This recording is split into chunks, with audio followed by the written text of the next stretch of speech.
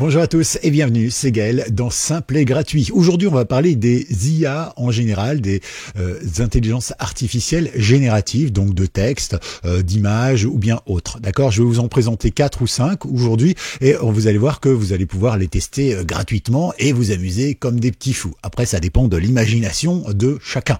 Il y en a qui vont être là, oh ouais, on peut rien faire avec, et puis d'autres, oh c'est génial, on peut faire ci, on peut faire ça. Et comme pour tout outil, évidemment, on peut faire des trucs. Donnez-moi un marteau, moi, par me taper sur les doigts, par exemple, je vais pas faire grand-chose. Mais certains vont construire des maisons ou des cathédrales. Bref, ça dépend évidemment de l'imagination de chacun.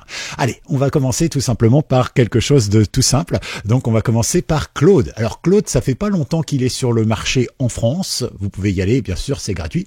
Et bien sûr, ça fait longtemps qu'il est là aux États-Unis. Moi, je m'en sers depuis déjà plusieurs mois aux États-Unis, grâce à ma VPN et tout ça.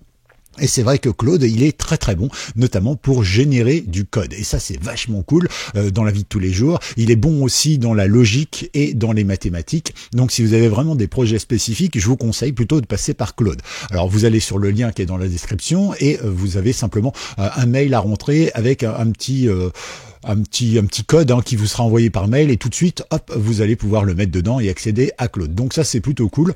Ça veut dire quand même qu'il faut, entre guillemets, s'inscrire et donc il faut faire attention aux données personnelles qu'on peut mettre dessus parce que potentiellement, il peut faire le lien avec vous. D'accord? Mais vous vous inscrivez, c'est gratuit, vous amusez, vous n'êtes pas obligé de mettre des données personnelles. Vous dites, voilà, je voudrais faire un site internet, HTML, machin, un truc comme ça, avec une image en haut à droite, un truc qui clignote et un j'aime Macron en bas, ce que vous voulez, il n'y a pas de souci. Voilà, vous faites votre site internet et puis c'est réglé, d'accord? Donc il y a plein de trucs comme ça, c'est vachement bien, c'est simple. Vous pouvez aussi lui demander des choses, genre écris-moi une lettre de motivation, mais c'est moins sa spécialité. Mais vous le fera quand même et ce sera très bien fait. Bien évidemment, il parle français et vous pouvez attacher des fichiers. Donc, il accepte les PDF, les fichiers texte, il accepte aussi les bases de données type CSV, etc., etc., etc. Donc, voilà, vraiment, vous allez pouvoir lui donner des infos, travailler avec, et c'est vraiment sympa. Et Claude 2, il est très réputé et il est super puissant. C'est un vrai candidat sérieux à notre second chat, évidemment. C'est ChatGPT, que vous connaissez tous, évidemment. Là aussi, vous pouvez lui parler français. Pour ChatGPT, il faut s'inscrire, me semble-t-il, mais c'est gratuit, alors profitez-en. Et là, vous pouvez aussi lui poser toutes vos questions. Vous pouvez aussi lui demander des choses. Vous pouvez lui demander d'analyser. Vous dites, tu vois, par exemple, explique-moi la crypto-monnaie. Qu'est-ce que c'est que la blockchain? Rédige-moi une lettre de motivation. Est-ce que tu peux me traduire ça, etc. Parce que lui est très très bon pour le rédactionnel. C'est vraiment son truc ChatGPT. Alors vous avez la version 3.5 ici, et puis vous avez les autres versions. .4 évidemment qui là génère de l'argent, enfin pas de l'argent, des images pardon, et puis ici aussi vous avez la version plus et les deux ça coûte cher celui-ci par exemple le 4, moi je l'ai eu pendant un moment, il coûte à peu près $20 par mois. C'est assez cher, surtout que j'ai pas vraiment trouvé de grosses différences entre le 3, 5 et le 4 personnellement par rapport à mon activité, à moi, à mon utilisation. Le 3,5 me suffit largement. D'accord, donc j'avais pas besoin du 4, donc du coup j'ai arrêté mon abonnement. Il n'était pas meilleur entre guillemets, d'accord. À noter que ChatGPT, entre autres, les données s'arrêtent 2021, je crois. Donc ça veut dire que tout ce qu'il y a après, si vous n'utilisez pas de petits plugins pour qu'il se connecte à Internet, parce que c'est pas prévu pour, dans ce cas-là, vous n'aurez pas d'informations plus récentes. Mais pour générer du texte, des histoires, des livres, des articles de blog, tout ça, vous pouvez vraiment faire des choses puissantes. Voilà. Après, si ça vous intéresse, on pourra faire des démos. Sur différentes IA, je pourrais vous montrer les possibilités. Je l'ai déjà fait sur une autre chaîne concernant notamment ChatGPT il y a un petit peu plus d'un an.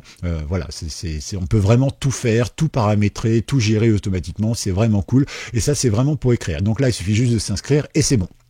Un dérivé de ChatGPT, puisqu'à l'intérieur il y a ChatGPT, c'est Copilot. Copilot, c'est, on va dire, l'intelligence artificielle de Microsoft. En gros, c'est celle de OpenAI qui fait donc ChatGPT, mais simplement version Microsoft. Donc ça vous aide, entre autres, à gérer, comment on pourrait dire ça, tout ce qui est documents. Donc vous pouvez vraiment générer des trucs pour Word. C'est un assistant virtuel en fait pour Excel, pour faire des PDF, tout ça. Il peut aussi, et ça c'est bien, générer générer des images. Il n'y a pas besoin de s'inscrire pour Copilot, donc ça c'est plutôt cool.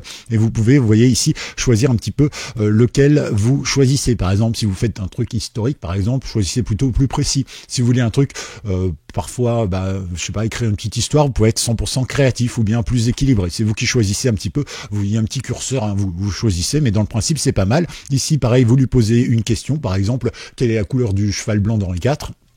Et il va vous répondre, le cheval blanc était blanc, potentiellement, évidemment. Et puis, vous pouvez aussi lui demander, tiens, dessine-moi un cheval sur un téléphone portable qui affiche un chat. Voilà, et là, il va vous faire 4 propositions. Après, vous pourrez lui dire, ouais, mais j'aime pas le fond, j'aime pas le décor, écris ça dessus, etc., etc. Bref, voilà, vous avez un petit peu un outil tout en un ici, et il n'y a même pas besoin de s'inscrire, il n'y a même pas besoin donc de laisser son empreinte, de dire, c'est Gaël, c'est Jean-Michel, c'est Mathéo, bref, voilà. C'est plutôt cool également. Parmi les IA qui sont génératives et qui sont très performantes, il y a bien sûr Gemini. Alors Gemini, c'est le nom nouveau de Bard. En fait, Bard, c'est l'intelligence artificielle de Google. Donc là, il faut vous inscrire sur Google. Et vous allez avoir accès à tout ça. Alors là, c'est pareil, vous pouvez ajouter des fichiers, importer surtout des images pour l'instant. Vous pouvez lui demander de dire, tiens, décris-moi cette image. Donc vous lui envoyez l'image et puis il vous dit, il y a un chat dessus avec des oreilles pointues et il a l'air content. Et des fois, il se plante totalement également. Il est en période de bêta pour ce qui est des images. Mais voilà, donc lui, par contre, il s'intéresse aux infos factuelles. Ça veut dire qu'il cherche sur Internet parmi des sources officielles pour vous donner des infos. Il cherche également, il est très bon pour la génération de textes, de choses comme ça, d'accord. Il est assez imaginatif, il est plutôt bon dans la vie de tous les jours.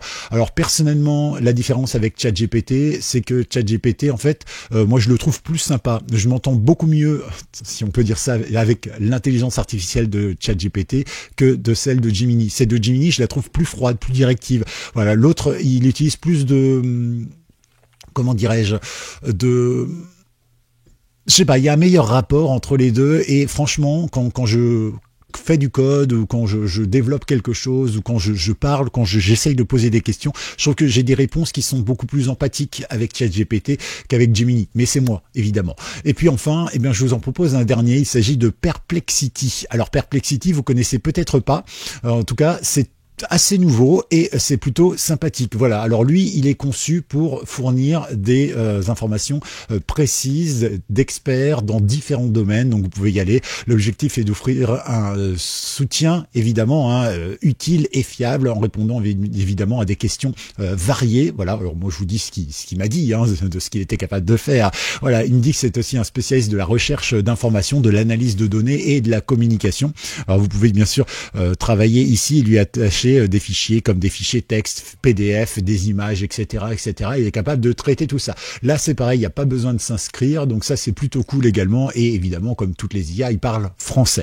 Alors, le point fort de toutes ces IA, c'est que généralement, ils sont capables de vous générer des choses exactes, qui fonctionnent. C'est-à-dire, vous lui demandez un texte, il vous fait un texte en français, bien sûr. Il vous le fait d'une manière très efficace et ça fonctionne bien. D'accord, ça, c'est plutôt bien. L'avantage aussi, c'est que vous pouvez faire traduire des choses. Par exemple, quand vous allez sur Google Translate et vous tapez un texte en français, eh bien, il va vous le traduire, mais presque du mot à mot. Ce qui fait que, en fait, ça va pas être vraiment anglais ou quoi que ce soit. Maintenant, si vous voulez vraiment faire un texte en anglais, une lettre de motivation en anglais, mais vous connaissez rien du tout à l'anglais, eh bien vous l'écrivez en français, vous l'envoyez dans n'importe quelle intelligence artificielle et il va vous le traduire. Et en fait, comme c'est quelque chose, genre un langage, en fait, il va être bon dans ce qu'il va faire, il va vraiment traduire, il va vraiment comprendre le sens global de ce que vous voulez dire et va le ressortir. Et ça, c'est vraiment bien. J'ai fait des tests avec des gens autour de moi qui sont anglais ou autres. Et c'est vrai que quand je leur fais lire les trucs, ils comprennent tout à fait. Et quand je leur fais lire en français, ils me disent oui, c'est bien ça, d'accord. Donc voilà, ça peut vraiment aider, ça peut être sympa. Vous pouvez écrire des histoires pour vos enfants, vous pouvez écrire des livres, vous pouvez écrire des scénarios, vous pouvez écrire des codes, des sites internet, tout ce que vous voulez. Voilà, faites-vous plaisir. Alors des IA comme ça, il y en a tout plein, mais voilà. Après, c'est à vous de choisir.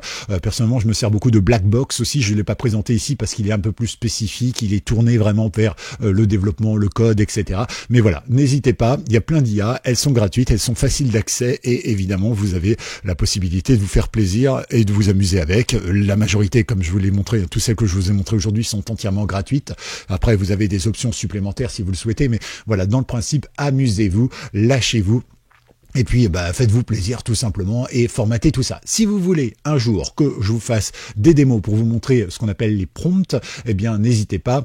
Comme ça, les lignes de commande pour vraiment influencer l'IA et obtenir le meilleur, eh bien, je vais vous montrer ça dans une prochaine vidéo. À l'attendant, eh bien, profitez-en bien, amusez-vous bien et à tout bientôt sur Simple et Gratuit. Pensez à vous abonner, pensez à liker et à bientôt. Ciao.